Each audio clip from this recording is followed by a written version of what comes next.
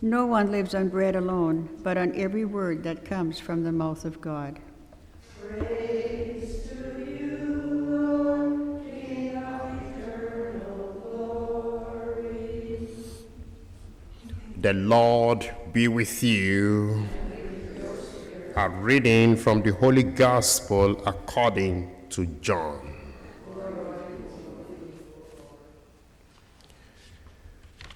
Jesus went about in Galilee. He did not wish to go about in Judea because the Jewish leaders were looking for an opportunity to kill him. Now, the Jewish festival of booths was near.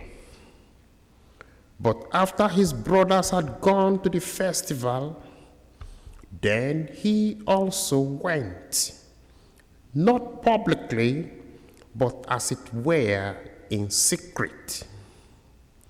Now, some of the people of Jerusalem were saying, "Is not this the man whom the authorities are trying to kill? And here he is speaking openly, but they say nothing to him. Can it be that the authorities really know that this is the Messiah?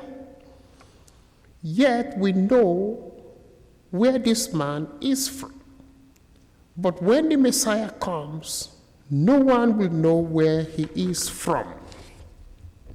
Then Jesus cried out as he was teaching in the temple, "You know me, you know where I am from. I have not come on my own, but the one who sent me is true. And you do not know him. I know him because I am from him, and he sent me."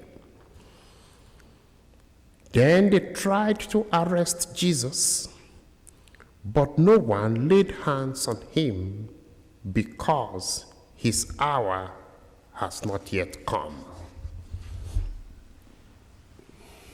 The Gospel of the Lord.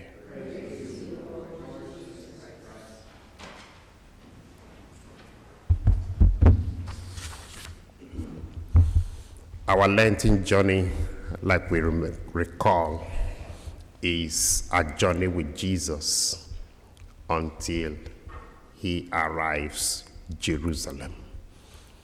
And Jesus is going to arrive Jerusalem with the whole crowd on Palm Sunday, when he will ride triumphantly on the donkey into the city. But then, according to the book of the law, according to Deuteronomy chapter 16, verse 16, there are 3 times in a year when every male person, every adult, must go to Jerusalem.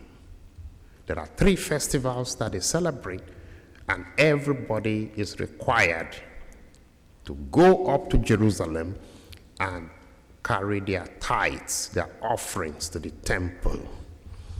And it so happens that one of those feasts is the Feast of the Tabernacle, the Festival of the Booths. Our text today says the Jewish Festival of the Booths was near. So there is these 3 feasts. There is the Feast of Unleavened Bread. There is the Feast of the Pentecost, which is the harvest. And then there is the Feast of the Booths, which is called Sukkot in the Hebrew language.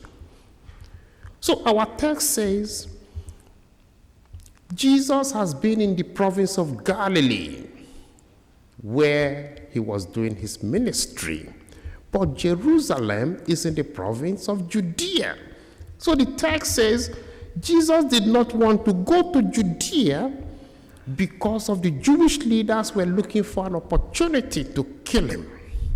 But the law requires everybody to go to Jerusalem, to the temple on the Feast of the Booths, which is called Sukkot. And so all his disciples left him. Our text says all his brothers went to the festival, so they left him. He was alone. Everybody, because the law requires everybody to go up to Jerusalem. And Jesus then decided. Our text says, not publicly, but he went in secret. And so he, now just picture the whole country in one city, in Jerusalem. Picture the whole crowds. So Jesus sneaked into Jerusalem, and still people identified him. So the text today says, when he was there, many people saw him, and they said, is not this man whom the authorities are trying to kill? Why can't they then arrest him now? But the word of God says, his hour had not yet come. And so after this festival, Jesus is going to go back to Galilee, and then he's going to gradually prepare with all the crowds, with his disciples, and he will return to Jerusalem. And that is that feast that we celebrate as Passion Sunday, Palm Sunday, when he will enter Jerusalem triumphantly.